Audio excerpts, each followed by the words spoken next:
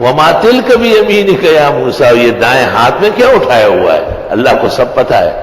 قال ہی عصای، فرمایا یہ میری لاٹھی ہے۔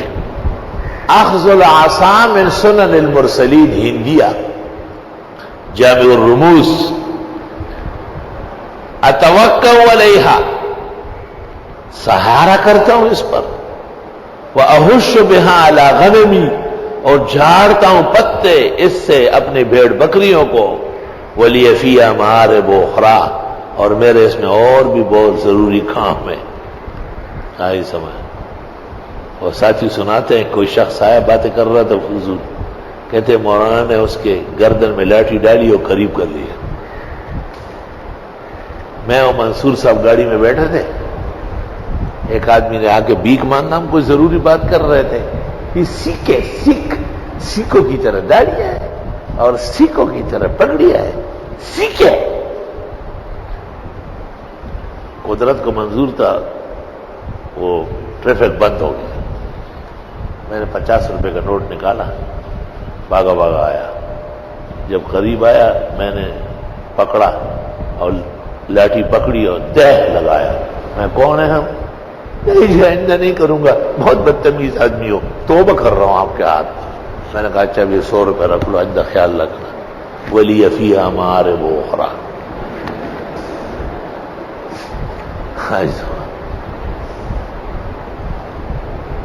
یہاں ایک بھینس تھی ہماری، اس کی ایک عالم دین نے شکایت کی، اور یار میں اس کو دیکھ رہا تھا، ایسا مارا مجھے کہ پوچھو نہیں، دور پٹخ دیا۔ اس زمانے میں یہ ٹانگ ٹوٹی تھی تو میں بیساکھیوں سے چلتا تھا۔ میں وہاں دفتر سے بیساکھیوں سے روانہ ہوا، بھینس بیٹھی ہوئی تھی، اس کا منہ باورچی خانے کی طرف تھا، یا درختوں میں کھڑے ہوتے تھے۔ میں نے کہا اٹھاؤ اس کو، تو ایسی شریر تھی کہ پیچھے چلی گئی تاکہ یہ تھوڑا قریب آیا نا تو پھر صحیح معنوں میں مارو اس کو۔ تو جیسے وہ دوڑی نے میں نے جو بیساکھی اٹھائی تو وہ بھینس نے باقاعدہ انسان کی طرح زبان نکالی کہ واہ ایک کی جگہ 2 لاٹیاں آ گئی اور دور کڑی ہو گئی۔ ولی فیہا مآرب اخری۔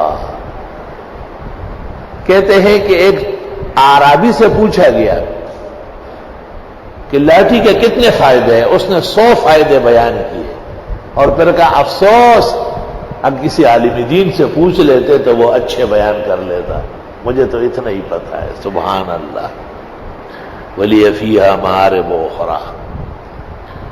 کس ملک کی لاٹھی ہے جو یہاں نہیں ہے؟ ممکن نہیں ہے، شاید دنیا میں کوئی ملک ہے، افریقہ کی ہے، امریکہ کی ہے، پولینڈ کی ہے، ہائی لینڈ کی ہے، کوہستان اور چترال اور گلگت کی تو بے حساب ہو، تو ہمارا ملک ہے الحمدللہ۔ یہ ذوق سلیم کا مقتضا ہے۔ ایک مولوی نے کہا اتنی لاٹھیاں کیوں ہے؟ میں نے کہا بدماش بڑھ گئے، بدماش بہت زیادہ ہے، ہر بدماش کے لیے علیحدہ لاٹھی ہے، اس کے قبائح کو دیکھ کر لاٹھی استعمال ہوتی ہے۔ کہنے لگا اس کا کیا مطلب؟ میں نے کہا زیادہ باتیں مت کرو، آپ کے قریب میں لاٹھی پڑی ہے، یقینوں کا خلائے بالکل بنش ہو۔ یہ عابد ٹاؤن بنا نہیں تھا، یہاں تبلیغی اجتماع ہوا سالانہ۔ میرے ایک ساتھی ہے، انہوں نے مجھے کہتے اس زمانے میں جوانی میں آپ نے لاٹھی اٹھائی۔ میں نے کہا موسیٰ علیہ السلام بوڑھے ہو گئے تھے کیا؟ کہ اس کا کیا فائدہ ہے؟ آپ کونٹی ہو تمہاری خیٹ کیسے امڑ ڈالا بدلری پورے لاڑی ایک دم روان۔ لاٹھی کے اتنے فائدے ہیں جس بیان سے باہر ہے، لیکن سب تو نہیں اٹھا سکتے۔ کوئی صاحب جاہ ہو یا امام ہو، خطیب ہو، استاذ ہو، باقیوں کی اچھی نیت کی جب موقع ملے گا تو اٹھاؤں گا، کافی ہے۔ البتہ کشمیر ایک ایسا ملک ہے کہ ہر انسان کے پاس لاٹھی ہے۔ کچھ حکم کا ساتھ ملاقات راضی کونٹی بہت سر وہاں خوبصورت خوبصورت شاخیں ہیں، اور ہر شخص کے ایک قسم کا لباس کا حصہ ہے۔ جس طرح ہم جوتے پہنتے ہیں، سر پہ پختون ٹوپی رکھتے ہیں، تو کشمیری بھائی ہمارے ان کے پاس خوبصورت چڑی ہوتی ہے۔ وما تلک بیمینک یا موسیٰ۔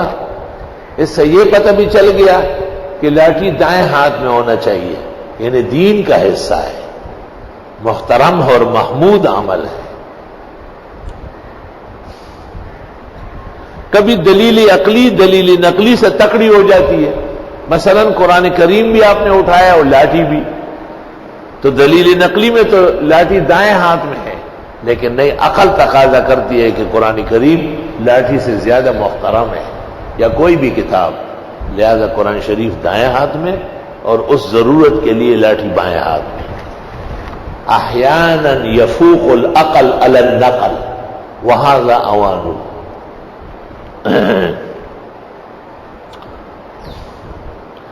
کہتے ہیں کہ امام غزالی رحمت اللہ علیہ کی عالم ارواح میں موسیٰ علیہ السلام سے ملاقات ہوئی.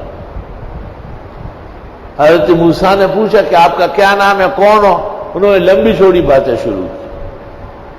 تو امام غزالی نے کہا، امام حضرت موسیٰ علیہ السلام نے، کہ آپ کو تو بولنے کا سلیقہ ہی نہیں ہے، کیسے فلسفی ہو؟ میں نے ایک بات پوچھی، تم نے 10 بتائی.